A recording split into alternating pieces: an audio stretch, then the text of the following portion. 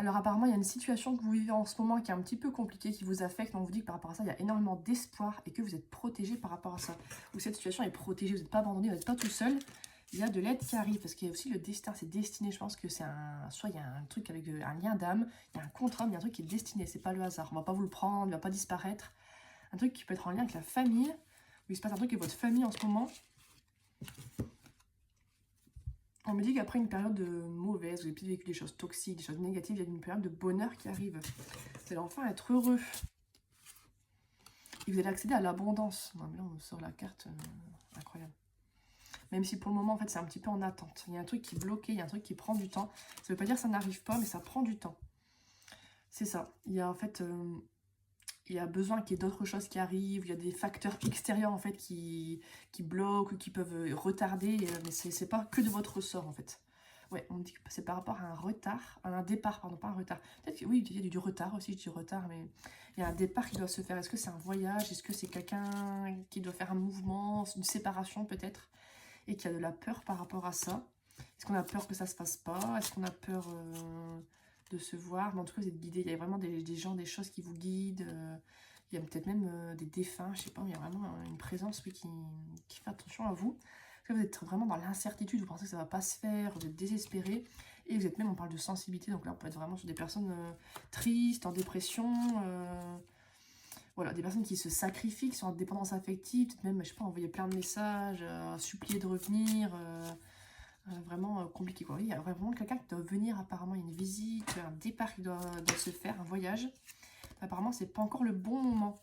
C'est ça, et c'est à partir de ce voyage qu'il y aura une connexion, soit on va renouer un lien, soit on va se reparler. Apparemment avant c'est pas le... Ouais, on vous dit de lâcher prise. J'allais dire c'est pas le moment, c'est pas le sujet.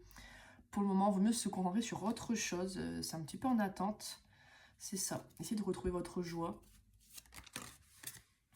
Il y a une surprise qui arrive, il y a un cadeau. Est-ce que c'est un cadeau qui arrive en compensation de ce qui se passe?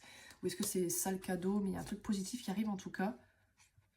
Et on vous dit de faire très attention, de vous méfier des apparences. Est-ce que c'est les apparences de la situation?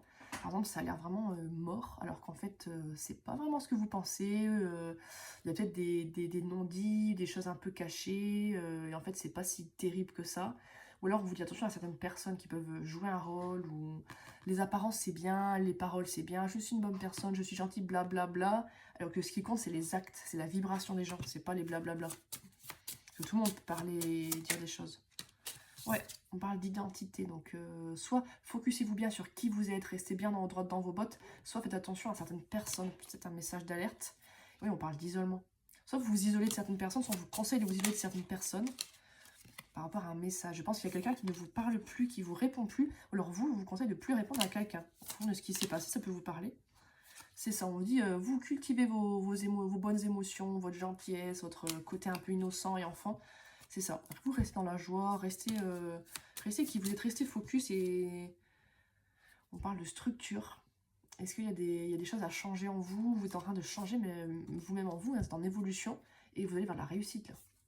Wow. Est-ce que vous construisez quelque chose?